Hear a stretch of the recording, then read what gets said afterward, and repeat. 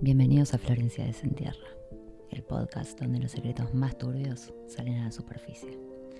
Soy Florencia, perito forense y especialista en abrir cuerpos, y ahora también casos. Acá desenterraremos crímenes reales, pero enterraremos el buen gusto. Si venís buscando paz, meditación o historias para dormir, este no es tu podcast. Acá hay misterio, sangre y un humor tan negro que no vas a saber si reírte o llorar. Así que quédate, si te la bancas. Perugia, Italia. Una ciudad de esas que parecen sacadas de una postal. Empedrada, medieval, llena de estudiantes extranjeros que van a descubrirse a sí mismos, entre vinos baratos, departamentos compartidos. Hasta que una noche alguien descubrió algo bastante menos inspirador. 1 de noviembre de 2007. Y en una de esas casas donde conviven demasiadas personas con demasiados secretos, Meredith Kercher, una estudiante británica, apareció muerta en su habitación. La puerta estaba cerrada con llave. Había sangre por todos lados y una escena que, si no hubiera sido real, hubiera parecido el intento fallido de un director que tiende a imitar a Tarantino. La noticia explotó. Al día siguiente, Italia entera prendida al noticiero. Una chica inglesa asesinada, su compañera norteamericana llorando en cámara y la policía haciendo lo que mejor sabe hacer: señalar al que llora raro. Y así, Amanda Knox pasó de ser la compañera de casa medio intensa a convertirse en el rostro más buscado de Europa. En cuestión de horas, los medios ya la habían rebautizado Foxy Knoxy. Me encanta. Porque si hay algo que la prensa ama más que la sangre, es una historia con una mina linda y mala. Obvio, siempre las mujeres son unas putas de mierda. Pero, antes de llegar a los titulares, hay que volver a esa noche. A lo que se escuchó, a lo que se vio y a lo que se quiso ver. Meredith Kercher tenía 21 años. Era británica y había llegado a Perugia como parte de un intercambio universitario. Estudiaba idiomas, era aplicada, tranquila. Tenía amigos, una familia que la adoraba y una vida bastante normal. Hasta que compartió casa con Amandita Foxy Knoxy.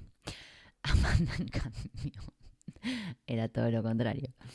Estadounidense, extrovertida, medio impulsiva y con esa energía de yo vine a vivir la full Italian experience. Tenía un novio nuevo, Raffaele Solecito. No sé si se pronuncia así, pero para este momento, si escucharon otros episodios, ya deben saber que a mí me gusta que los nombres sean simpáticos. Este muchacho, Raffaele Solecito, era estudiante de informática. Los tres, Amanda, Meredith y Rafael, se movían en ese ambiente típico de intercambio. Fiestas, porrito, poco presupuesto, mucha curiosidad por todo. Pero como suele pasar, la convivencia no era tan idílica. Había tensiones, comentarios cruzados, que si el baño es sucio, que si el ruido, que si la otra trae gente a dormir. Quien dice dormir dice nada fuera de lo común, hasta que una de esas diferencias terminó en tragedia. En los días previos al crimen, Meredith se había quejado de ciertas actitudes de Amanda. Algunos decían que ya no se llevaban bien, que había celos, roces o simplemente esa incomodidad que se siente cuando convivís con alguien que vibra en otra frecuencia. Y a eso se sumaba un muchacho, Rudy Guede, un chico de Costa de Marfil, que frecuentaba el círculo de amigos y que después se iba a convertir en una pieza clave y confusa del rompecabezas. En resumen, 4 jóvenes, una ciudad tranquila y demasiadas versiones de una misma historia. Perfecto caldo de cultivo para que todo terminara mal. Vía de la Pérgola 7, Perugia. Una casa de 2 plantas subdividida. Arriba vivían Meredith, Amanda y 2 italianas, Filomena Romanelli y Laura Mezzetti. Abajo, un grupo de chicos italianos: Giacomo Silencio, Stefano Bonassi y Marco Quintapale. La noche del 1 de noviembre de 2007 había sido tranquila. Eso parecía, por lo menos. Era feriado, Halloween. ¡Ay, como hoy! ¡Qué amoroso! Y la mayoría de los estudiantes se habían ido del pueblo o estaban recuperándose de la resaca. La mañana del 2 de noviembre, Filomena vuelve al departamento porque le habían avisado que la puerta principal estaba abierta. Vio una ventana rota en su cuarto y pensó que les habían robado. Pero antes de eso, Amanda había vuelto también. Encontró la puerta abierta, el baño con manchas de sangre y, en vez de salir corriendo, llamar a la policía, asustarse, llorar, gritar, decidió pegarse una duchita. Porque claramente no hay nada que te relaje más que un baño de sangre. Cuando por fin alguien llama a las autoridades, los carabinieri entraron al lugar y encontraron la puerta del cuarto de Meredith cerrada con llave. Pasan a derribar la puerta y del otro lado se encontraron con una escena brutal. El cuerpo estaba en el piso, cubierto con un acolchado, con la ropa medio corrida, medio arrancada. Tenía la garganta cortada, múltiples heridas de arma blanca y signos claros de defensa. Según los informes disponibles, se había separado de un grupo de amigas alrededor de las 8:45 p.m. del 1 de noviembre, caminando desde la casa de una de ellas hacia el departamento. Esa es la última vez documentada que alguien la vio con vida. Las pericias señalaron que la herida fatal fue una herida de arma blanca en el cuello de unos 8 centímetros que cortó parcialmente la arteria carótida y la tráquea. Y sí, amigo, ya está. Realizado desde atrás. Y junto a eso, más de otras 40 heridas entre cortes, pinchazos y moretones por todo el cuerpo. El médico forense, el doctor Lally, estimó que la muerte fue rápida, aunque no inmediata. Muy como Farré, ¿no? Que habían sido, no sé, 150 puñaladas, pero solamente al final, o sea, lo último que hizo fue degollarla, pero todas las otras heridas no eran fatales, así que fue tipo tortura. Meredith habría estado consciente durante algunos minutos. Bueno, las lesiones incluían 2 cortes principales en el cuello, uno grande y desgarbado en el lado izquierdo y otro más pequeño pero profundo en el derecho. Gran cantidad de moretones en cara, cuello, antebrazos, manos, muslos, zona pélvica e incluso en la parte posterior del cráneo. Cortes ligeros en las palmas de las manos, signos de defensa, y moretones compatibles con que le hubieran puesto una mano en la nariz boca para silenciarla. En la zona genital había moretones importantes interpretados por algunos peritos como intentos de inmovilización durante un acto sexual no consentido. Había sangre en las paredes, en el colchón, en la almohada. Pero lo más raro, no había señales de robo, ni desorden. O sea, no hubo pelea. Y como si eso no bastara, la habitación tenía un detalle que iba a complicar todo el caso. La ventana rota. Correspondía al cuarto de Filomena, no al de Meredith. Se rompió con una piedra, pero, esto es hermoso, las marcas del vidrio y el ángulo de impacto indicaban que el vidrio se rompió de adentro hacia afuera. Los peritos sospecharon enseguida que podía ser una puesta en escena. Unos cerebros que no se pueden creer. Un intento de hacer pasar todo por un robo que salió mal. Así empezó una de las investigaciones más caóticas y contradictorias de los últimos tiempos. Una escena del crimen que decía mucho, pero no era justo lo que la policía quería escuchar. Después de encontrar el cuerpo, Perugia se transformó en una especie de reality policial donde cada persona que respiró cerca de la casa terminó sentada frente a un carabinieri. Como era de esperar, lo primero que se perdió fue la línea entre testigo sospechoso y chivo expiatorio. Foxy Noxy, a.k.a. Amanda Knox, fue una de las primeras. La interrogaron varias veces entre el 2 y el 6 de noviembre, sin abogado presente, con métodos dignos de otro siglo, tipo presión psicológica, gritos y, según ella denunció posteriormente, un par de golpecillos. Después de horas sin dormir, firmó una declaración donde involucraba a su jefe, Patrick Lumumba, dueño del bar donde trabajaba medio turno sirviendo tragos. Lumumba fue detenido esa misma noche. Qué buen apellido. y los medios ya lo tenían en tapa antes de que llegara el calabozo. Semanas después, ¿qué pasó? Se probó que el tipo tenía una coartada, que era básicamente que estaba trabajando en su bar y que había clientes que lo podían confirmar. Bueno, lo soltaron. Rafael Solecito, el novio de Amanda, también pasó de novio testigo a sospechoso oficial en cuestión de horas. Su versión de la noche del crimen no coincidía del todo con la de Amanda. Dijo que habían fumado porrito y se habían quedado en su casa viendo películas, pero no recordaba exactamente cuál. Logiquísimo. Y eso fue suficiente para que la policía decidiera que mentía. Nunca se habían fumado uno los policías. En Italia parece que la policía no es como acá, a hinchar las pelotas. Mientras tanto, Rudy Guede desapareció de Perugia. La policía lo ubicó recién semanas después en Alemania y lo extraditaron a Italia. Cuando lo interrogaron, su versión fue que había estado allí, pero que se había ido antes de que alguien más entrara y la matara. Buenísimo. También pasaron por la comisaría otros nombres menores. Las dos compañeras italianas de la casa, Filomena y Laura, que declararon que Amanda actuaba raro el día después del crimen. Supongo que empezando con el detalle de que se fue a bañar con el baño lleno de sangre. Amigos de Meredith confirmaron haberla visto por última vez alrededor de las 20:45 del 1 de noviembre, cuando se fue caminando sola.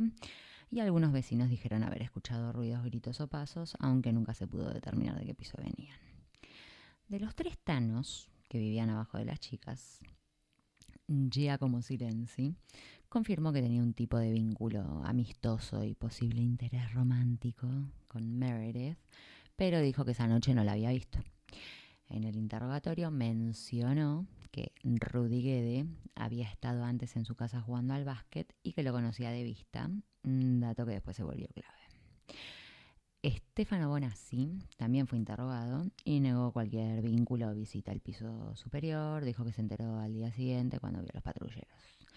Y Marco Quintavalle, dueño de una tienda cercana, declaró más adelante, aunque de forma dudosa, que creía haber visto a Amanda Knox, Foxy Noxy, afuera de su local temprano a la mañana el 2 de noviembre, pero después se desmintió porque era inconsistente la declaración del chabón con la contrastación de los horarios. Según la hipótesis policial, Amanda, Rafael y Rudy Guede habían participado juntos en una especie de juego sexual que se descontroló. Literal, ese fue el argumento durante meses, porque aparentemente, si sos joven, sexualmente activo, automáticamente calificas como sospechoso de asesinato. Aparte, ¿por qué no? Si es recontralógico que un juego sexual tipo apretarte el cuellito se descontrola y termines apuñalando al otro. Obvio, re. Sí. Meredith era la única persona que usaba su propia llave. Cada una de las chicas del departamento tenía la llave de su habitación, ¿no? Amanda y las otras 2 compañeras no tenían copia de esa llave. Filomena lo declaró claramente. Cada una tenía su llave, nadie tenía copias de las demás. Por eso, cuando encontraron la puerta cerrada y nadie respondía, tuvieron que derribarla. La puerta no tenía signos de haber sido forzada. Esto fue lo que levantó sospechas. Si Meredith estaba muerta adentro, la puerta estaba cerrada y solo ella tenía la llave, ¿quién la cerró desde afuera? Eso dio pie a 2 teorías. Que el asesino la cerró y se llevó la llave, o que la puerta se trabó automáticamente. ¿Qué? Algo que después se desmintió porque no era ese tipo de cerradura. Buenísimo. La llave nunca apareció, ni en la habitación, ni en el departamento, ni en las pertenencias de nadie. Nunca se recuperó y hasta hoy es un misterio menor pero importante. En 2007, Perugia no tenía un sistema de videovigilancia pública robusto. Era una ciudad chica, universitaria, y las cámaras de seguridad eran escasas y de pésima calidad. En la zona de Vía de la Pérgola, donde vivían las chicas, no había cámaras apuntando directamente al frente ni a la entrada del departamento. La única cámara cercana estaba en una zona de estacionamiento a unos metros y otra en la entrada del jardín de una propiedad vecina, pero ninguna ofrecía un ángulo que pudiera permitir ver qué había pasado ahí. Los fiscales revisaron grabaciones de comercios cercanos y algunas calles laterales, pero no se registró ningún movimiento claro entre las 20 y las 23, que fue como el margen en el que citaron el asesinato. También se analizaron cámaras de un supermercado y de un banco cercanos por si captaban a alguno de los sospechosos yendo o volviendo, pero los horarios no coincidían o las imágenes eran demasiado borrosas como para identificar a alguien. En síntesis, no hubo ninguna grabación que mostrara a Meredith entrando a su casa esa noche, ni a Amanda, ni a Rafael, ni a Rudy Guede. Todo el caso se construyó entonces sobre testimonios, pericias dudosas y suposiciones. Mientras tanto, los peritos trabajaban sobre la escena, o intentaban. Las muestras se manipularon mal, como siempre, el ADN se mezcló, como siempre, y el supuesto cuchillo del crimen, encontrado en la casa de Rafael, tenía el ADN de Meredith en la hoja y el de Amanda en el mango.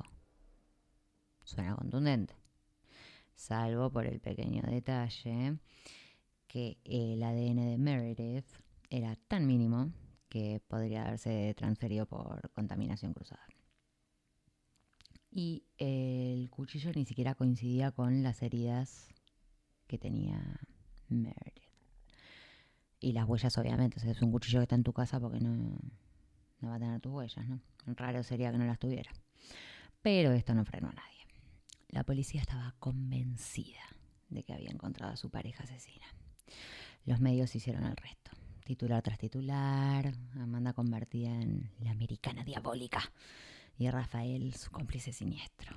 El verdadero sospechoso, Rudy Guede, recién entró en la historia después, cuando su ADN aparece en la habitación de Meredith, en el cuerpo y en la ropa, el único con evidencia real. Bueno. También se habían encontrado huellas parciales y una pisada compatible con Guede en la habitación y en el pasillo. Pero para entonces el daño ya estaba hecho. La narrativa estaba instalada, Amanda era la mente maestra, Rafael el novio obediente y sumiso y Rudy el invitado. Una historia digna de telenovela con el rigor científico de un hilo de Twitter mal escrito. Mientras el caso se desmoronaba, el espectáculo recién empezaba. Si algo caracteriza este caso, es que nadie sabía exactamente de qué estaba hablando, pero todos tenían una opinión. El caso de Meredith Kercher no fue una investigación judicial, fue un espectáculo internacional. Italia contra Estados Unidos. La prensa británica cebada y Foxy Noxy convertida en la villana perfecta. Los diarios la mostraban riéndose, besando a Rafael o haciendo cosas raras en el tribunal y ya con eso alcanzaba para probar su culpabilidad. Porque claro, si no estás llorando cual Andrea del Boca, seguro sos una psicópata. La justicia italiana pareció comprar esa idea sin descuento.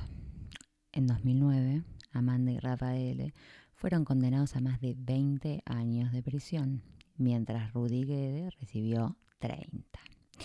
El problema otra vez eran las pruebas.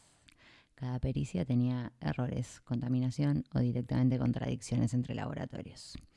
Hubo testigos que se desdijeron, informes forenses que se desarmaban en una sola pregunta y un nivel de improvisación digno de... bueno, no sé. Pero como el caso vendía, nadie se detenía a mirar los detalles. En 2011 hubo una apelación que cambió todo. Se hizo una revisión independiente del ADN y tiró abajo el arma, las manchas y casi toda la evidencia clave. Conclusión: Amanda y Rafael fueron absueltos y liberados. Rudy siguió preso, porque bueno, su ADN sí estaba en todos lados. Y los medios pasaron de pintarla como la americana asesina a la chica inocente atrapada por un sistema corrupto.